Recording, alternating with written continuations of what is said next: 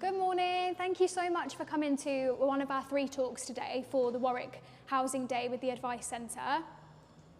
So we've got 3 different speakers today. So I'm going to be speaking from the Advice Centre. My name's Molly. I'm one of the welfare advisors, and I'll be speaking about a guide to private accommodation.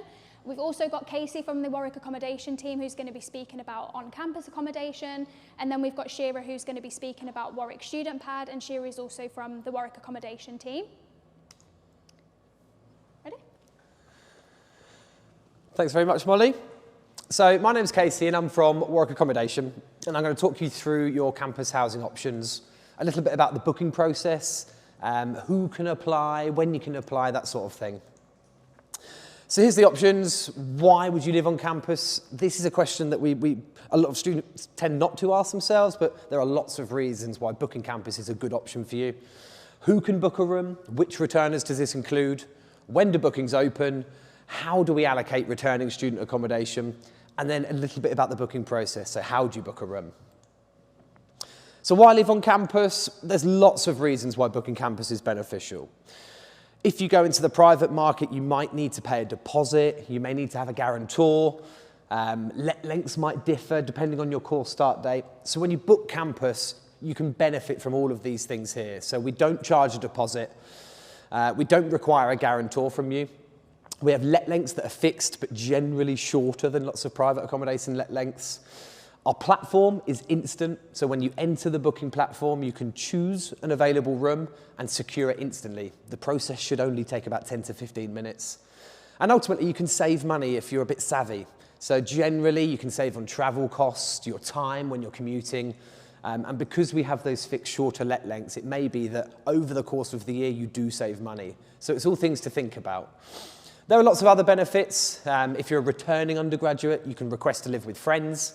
Bills are included in your rent. We have really helpful cancellation terms. Head to the booking webpage and have a look through those, because we do offer things like a 5-day cooling off period. So that means you can have 5 days after you book where you can change your mind for any reason. And we also would, we have really good kind of release clauses. If you withdraw from Warwick, for example, we would release you from your contract. But check the cancellation terms so that you have a good read up on that before you book a room. So which returning students can live on campus? So we have returning undergraduates. Generally, that means if you are moving into your 2nd, 3rd, 4th or final year next year for the 24-25 academic year. Returning postgraduates can book as well. So if you're a PGR or a PGT student moving into your 2nd or any year after your 1st year of postgraduate study, you can also book a room. Those bookings tend to open a bit later, which I'll talk about in a minute. And we also have a bit more support for students with specific requirements. So if you're supported and you need specific accommodation requirements, we've communicated to lots of students separately, but there's some really valuable information on the booking webpage specifically for supported students. You'll be able to access a flowchart to help you guide yourself and navigate that booking process. And we would really advise to try and A, get supported, and B, book a suitable room using the platform by the 8th of December. That's to make sure that we can guarantee you a suitable room. If you don't meet that date for whatever reason, we will of course do our best, but it's something that we can't guarantee after that date. So when can you book a room? Bookings are now open. We've been open since, I think, the 9th of November, so a couple of weeks now. We usually communicate out via email through the university CRM system, on our website. You'll have seen stuff in My Warwick and various other means. So do have a look at the website today. If you head to Warwick Accommodation, go to current students and you'll see information about returning undergraduate room bookings. You can see here that we've got 8 options available. And this varies from ensuite options to standard bathroom options, a mixture of let lengths that are fixed for each residence. So have a look through this webpage, familiarise yourself with the options so that you can make an informed decision about where you might want to live, should campus be the option for you. As mentioned earlier, returning postgraduates book separately. They'll be booking along with prospective postgraduates in springtime, so around April time next year. So how do we allocate returning student accommodation? Essentially, it's a first come, first served process. So get in there early if you have a specific room that you'd like. But you can check the booking portal for availability. So the best advice I can give is what I said earlier, is make an informed decision, look through the web page, understand the options, and then enter the booking portal to see what that live availability is. Supported students, again, just to note that whilst it is first come, first serve, we hold rooms back for supported students. We want to reassure you that that's not the case for you. However, you must make sure that you try to abide by that Friday, the 8th of December deadline to both get supported by wellbeing and book a suitable room online. Like I said earlier, there's lots of options on the website, so do have a look through that. So how do you book a room? I briefly touched on it earlier. It's an online booking platform. It's instant, so that's something to definitely bear in mind when you are booking a room. You're signing a contract at the end of the day, so make sure it's the right thing for you. That being said, you do have a 5-day cooling off period, but it's always good to make sure that you're making that informed decision before you sign a contract. So if you're a returning undergraduate or a supported undergraduate for next year, and you're moving into your second, your third, fourth, or your final year next year, visit the accommodation website today. Head to current students. You'll see all of the options. We've got a long list of frequently asked questions. We've put together a 7-step mini booking guide for you to follow. And you simply click the Book a Room on Campus button, and all the information you'll need about that process is available today. Thanks for listening. I'm going to pass back to Molly now. Thank you. Thank you very much. So I'm going to be speaking to you a little bit about a guide for private housing. Obviously, this is completely different to on-campus accommodation, so it's really important that we go through some of the do's and don'ts to do with private housing.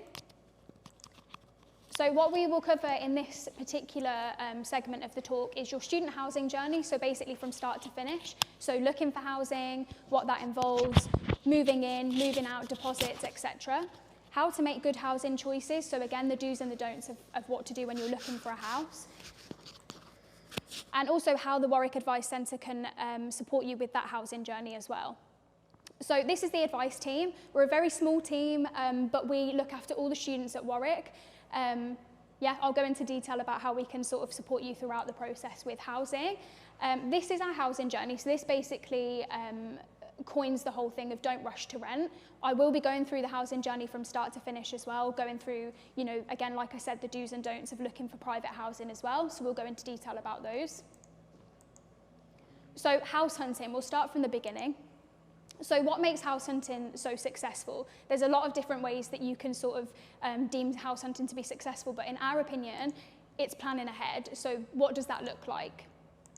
So when you're looking at obviously moving in with people, who are you going to be moving in with? That's really, really important. Are you going to be living alone? Are you going to be living with a group of people? How many people is that going to be? What does that sort of look like for different circumstances? The main thing is please don't rush into making decisions like this. We have a lot of students who do rush into making decisions, moving in with big houses of big people, and we'll sort of go into what issues could crop up with that a little bit later on. And also asking your housemates what matters to them, sort of budget, what housing choices they want to make, etc. Location, so where suits you best? Obviously, if you're studying at Warwick, the main locations are probably Canley, Leamington Spa, Coventry City Centre.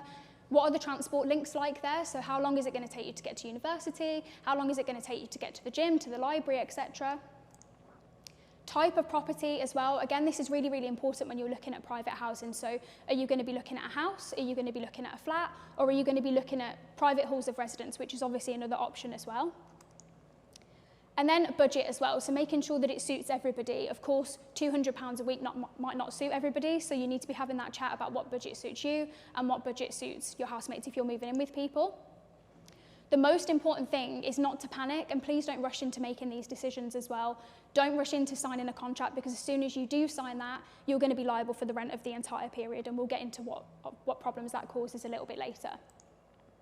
So house hunting, where to look. So there's a lot of different options in terms of where to look. So you've got Student Pad, which Shira will be going through in a little bit. Rightmove for private renting. We've got Spare Room for private renting as well.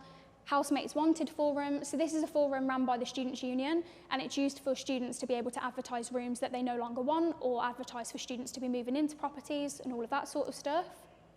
And also local student letting agents as well. So a quick Google will show you what sort of letting agents are in the local areas of Leamington, Warwick, Coventry, etc.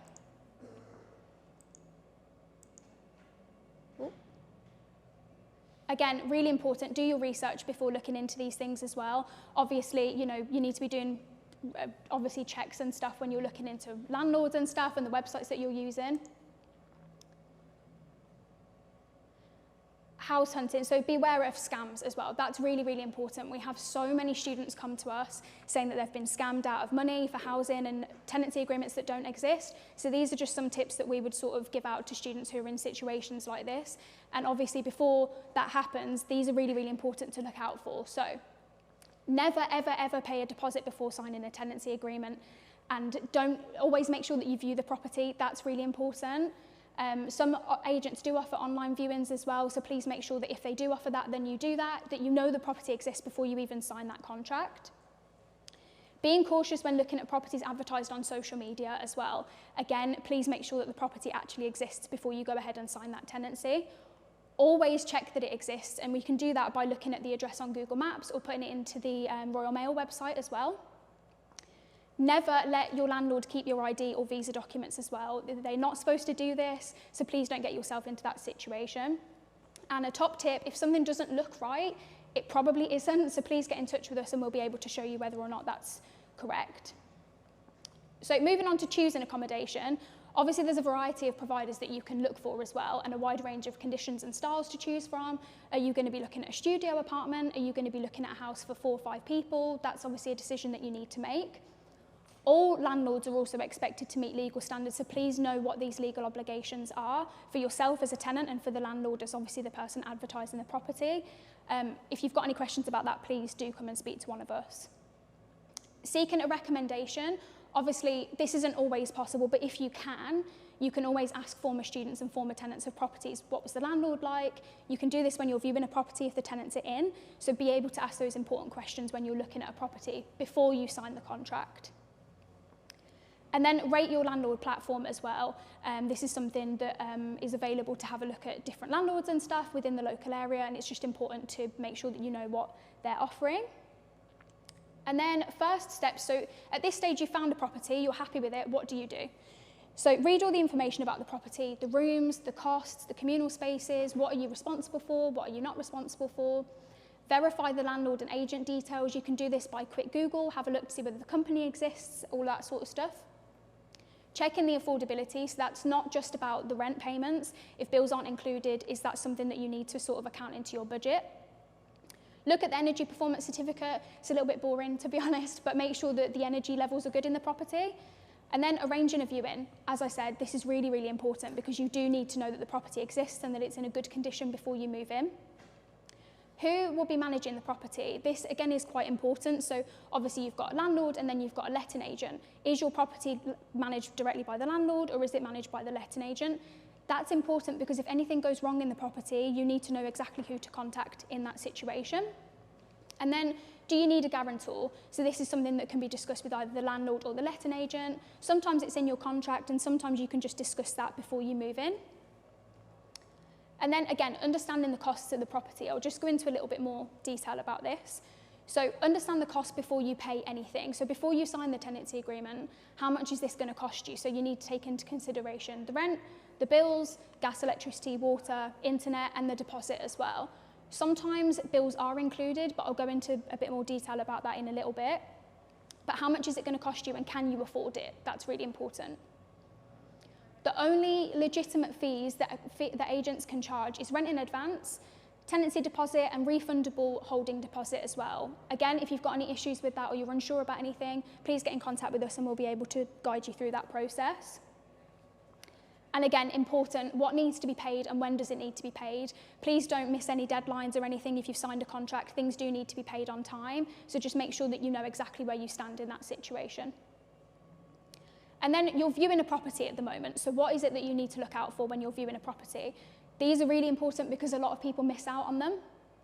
So final exit doors and doors to bedrooms should have thumb locks and not keys. This is for fire safety. If you ever find yourself in a fire and you can't find the key, obviously that's a fire hazard, so please make sure that there are appropriate locks on the doors.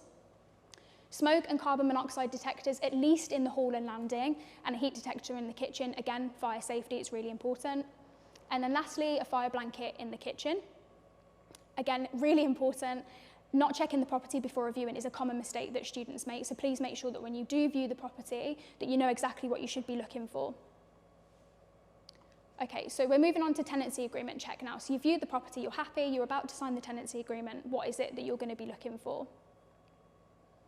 So a tenancy agreement is a legally binding agreement. That means that when you sign it, you are most likely liable for the whole rent of that period. Please make sure that you understand that before signing the agreement. Usually they're fixed term agreements as well, so a lot of the contracts that you sign are for 11, 12 months, which means that you're liable for the entirety of that period. Consider the type of agreement. This again is a problem that crops up all the time at the Advice Centre. So is it a joint agreement or is it an individual agreement? So have you signed a joint tenancy agreement with 5 people? If you have, that means that if one of them drops out throughout that time in the period of rent, you're all going to be liable for that rent during that period. And then no break clause as well. A lot of the contracts don't have break clauses, which means that again, you're liable for the whole period of that rent. You're not permitted to leave the contract early, but we'll get onto that in a little bit. There are ways out, finding a replacement tenant, etc. But obviously, you need to make sure that you're aware of what you're signing.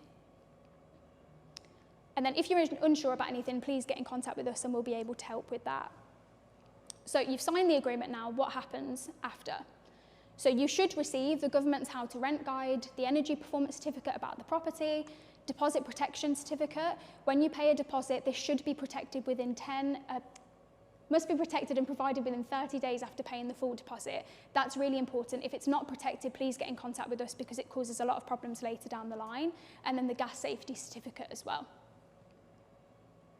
So you've signed the agreement, you've looked at the property, you're moving in now. What do you need to be looking at? So we've got a bit of a to-do list. There is a bigger to-do list on our website, but just for time, check the inventory, record any problems in the property. Is there any mold? Is there any cracks in anything? Is there anything that's not working? Record it as soon as you move in and make sure that you let the letting agent know or the landlord know. Report any damages that need repairing. Check that you've been given the gas safety certificate. Take the meter readings as well. This is so that you don't have to pay for bills that you weren't there for. And then a common mistake, a student's not taking pictures and videos of the property when you move in. When you do this, later down the line when you get your deposit back, you'll be able to fight unfair charges and stuff like that. So make sure that you do take pictures of the condition of the property when you move in. And then throughout the tenancy, we've got a short to-do list as well. So report any maintenance issues straight away. That's part of your tenancy agreement. You must do that. Take photos and videos, keep issues documented. If there are any problems in the property, please make sure that you're reporting those straight away and letting the letting agent or the landlord know. Communicate with the letting agent. Usually we say written format. So this is really important because if there are any issues that crop up a little bit later down the line or you want to fight a deposit or anything, you have that written evidence there to make sure that you can go back to that at a later date. And then again, another common mistake, a student's not reporting issues straight away. If you move into a property and something needs repaired and you don't let them know, you'll most likely be charged for that at the end of the tenancy. So please make sure you're aware of that. And then accessing help as well. So this is throughout the tenancy. Hopefully things don't go wrong, but if they do, attempt to informally resolve if possible. So again, that's making sure that communication's good between yourself and the landlord or yourself and the letting agent. Let us know if you can. If informal resolution isn't possible or not successful, there are formal options. Obviously, we don't encourage that, but of course that does need to be done if things aren't, being fixed. And then accessing professional support from ourselves, which is really important throughout the tenancy if there are issues. And then again, common mistake, not accessing support straight away. We have a lot of students come to us at the end of a process when they haven't, followed the correct steps. So it is important that you make sure that you're contacting us if you're unsure of anything throughout the tenancy agreement. And then moving out of the property. So to-do list, moving out, again, really, really important to note. Follow the landlord or agent's checkout report. Sometimes they don't have that, but just make sure that you're doing all the correct things to make sure you're moving out properly. Clean all parts of the property, and this doesn't just include the floors and the carpets and the bedrooms, it includes all appliances as well. You could be charged for this, so please make sure that you do it. Take photographs and videos to show condition of the property. Like I said earlier, if you do that at the start of the tenancy and the end of the tenancy, you're able to fight deposit charges if they're unfair at the end. Remove all belongings and rubbish. Again, a lot of students don't do this and then you'll charge for things to be removed, especially big items as well. So make sure that you take everything that belongs to yourself. Notify the utility companies that you're leaving and give them final meter readings. Again, this depends on what tenancy you're in, but please get in contact if you're unsure. And then inform council tax as soon as you've moved out so that you're not charged for council tax when you're not actually in that property. And redirect your post again. If you're unsure, please check out the move out checklist on our website as well. And then I'll just quickly run through the deposit return too. So at the end of the tenancy, you should get your deposit returned within 10 working days after an agreement has been met. This basically means that if there are any disputes in that deposit, you should be able to sort those out. If you can't, then it will be after 10 days. But if you have met a fair agreement, then you should get it within 10 working days. If you do disagree with any charges, issue a dispute with your deposit protection scheme. All deposits must be protected, so please make sure that you're aware of that. Include photo, video evidence to show condition of property, which will strengthen your claim if you are disputing unfair charges. And then an adjudicator will make an end decision based on the evidence provided. So it's an external company who will be making the decision as to how much money you'll get back from that deposit at the end. And then again, if your deposit hasn't been protected, that is actually illegal. So please make sure that you get in touch with us and we'll be able to work out next steps. And then we've just got a bit of myth busting here as well for common things that we do see in the advice centre. So the first one, my bills are capped, so this means I won't have to pay anything towards bills during the tenancy. This is not true. So a lot of the tenancy agreements where bills are included, it does actually have a fair usage policy, which means that you have sort of an amount that you can spend throughout the year. If that does go over that amount, you are most likely liable for those payments over that. So if you have got a fair usage policy, just make sure that you're trying to stick to that as best as you can throughout the tenancy. It's fine if I don't like my accommodation, I can just end my tenancy agreement. This is not true. We get a lot of students who come to us, especially in October, November time when they want to end those tenancies. Please make sure that you understand that when you sign those agreements, it's legally binding throughout the whole process. You cannot just end it. You'll have to look at things like a replacement tenant. I need to sign an agreement before Christmas, otherwise all accommodation will be taken. Again, this is not true. I fell for this when I was at university. In Coventry especially, there's more accommodation than students, so it's really important to make sure that you don't have to rush making those decisions before Christmas. There will be something available. Again, I have mould in my bedroom, so now I don't have to move into my property. Again, this is not true. We have a lot of students with lots of different scenarios in this case. Please make sure that you know exactly when you sign that agreement that it is legally binding. You have to move in. However, if there are issues with things like disrepair, we can sort that out later down the line. And then we've just got a few case examples based on quite common cases that we get in the advice centre that I'd quite like to just go through with you. So please help, I've signed 2 tenancy agreements and now both are expecting me to pay rent. What do I do? We get this so often, 2, 3, 4 tenancy agreements. Please only sign 1 tenancy agreement. It ends up in a big mess later down the line. When, like I said earlier, you do sign, you are liable for the entirety of that rent. So if you sign 2, that means that you're liable for both lots of rent. Like I said, we can look at things like replacement tenants. There might be a cooling off period if you signed for a private renting somewhere, but please get in touch with us if you ever find yourself in that situation. I'm having trouble with my housemates and I want to move out of the property as soon as possible. Again, really, really common. You can't just move out of the property. Obviously, there are other options such as mediation, etc. But if you do end up wanting to move out, we'll have to go down the line of looking for a replacement tenant.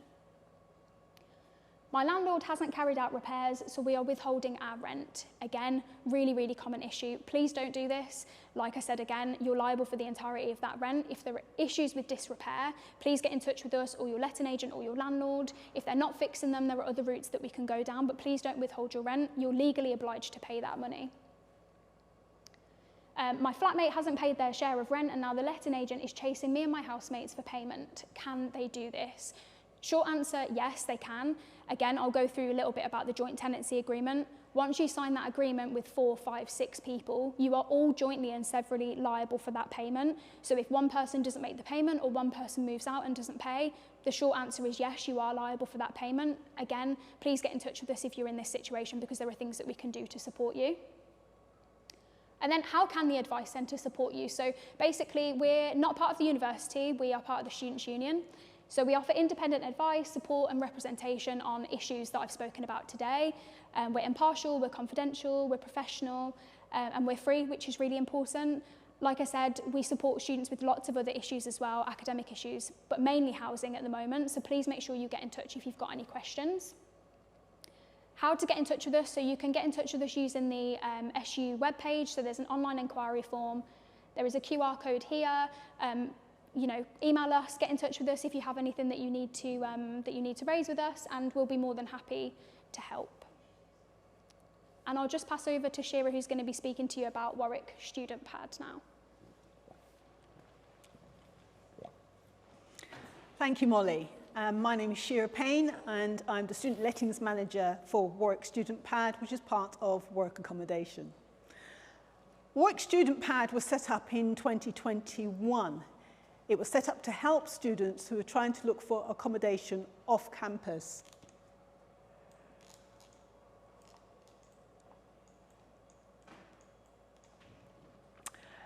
So, to use Warwick Student Pad, you will need to register. It's exclusively for Warwick students. And to use it, it's just like any search platform. You put in the area that you wish to search for. You can use filters in terms of the minimum rent or the maximum rent, also the availability, and it's very easy to use.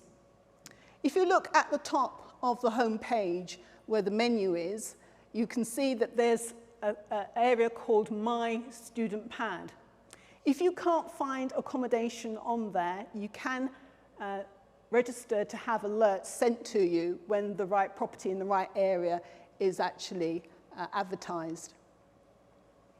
There's also a message board on Warwick Student Pad.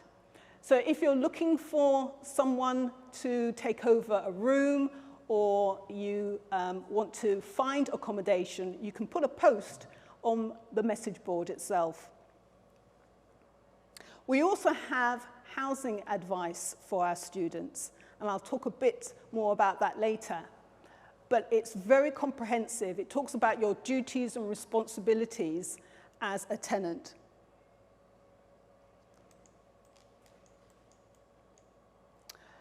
So, housing advice. We do have very easy, downloadable, free guidance documents for you. And as Molly has gone through also what the Student Union offers, we also offer information, free information for students in relation to moving into a property, but also to find a property, what questions to ask landlords. We understand that it can be very daunting asking questions, but we would encourage you to speak to the landlord, to speak to the students who are actually in the property at that time. Ask them questions about how much does it actually cost you to pay for bills? And what's the landlord like? Are they actually responsive when it comes to maintenance issues? So we've got moving in checklists and also moving out checklists, but we've got a variety of guidance documents for you.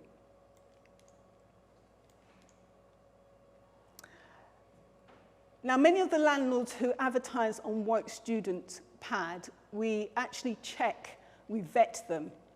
So we check things like their electrical certificate, their gas safety certificate, their energy performance certificate. We check their ID, and we check that they are the actual owners of the property. Many of the landlords belong to a landlord accreditation scheme called the Coventry Landlord Accreditation Scheme, or CLAS. This means that Coventry City Council has trained them and audits their property from time to time.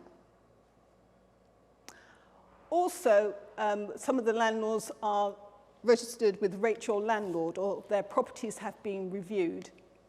And on the home page, top right-hand corner, there is a carousel banner that changes every time, and it has Rate Your Landlord on there for you to check.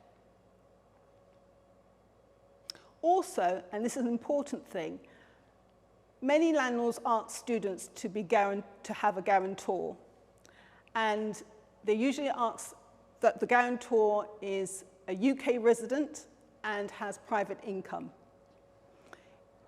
If you do not have a guarantor or anyone you can ask to be a guarantor, then there is an organisation, a company called Housing Hand, and they will act as a guarantor for you for a fee. So it's worth checking them out if you're in that situation.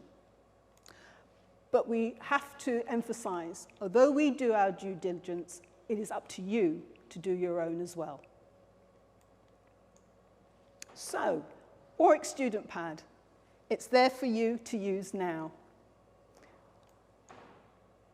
And remember, you have to register. So please scan the QR code and register to use Warwick Student Pad. Molly. Thanks. Thank you so much for listening. I hope that you got a good idea of what support is available, not only from the SU, but from Warwick Accommodation team as well. Like I said, if anybody needs any support whatsoever, please do get in touch with the Advice Centre. We'll be able to redirect you to the person who will be able to help, or we'll be able to help you ourselves.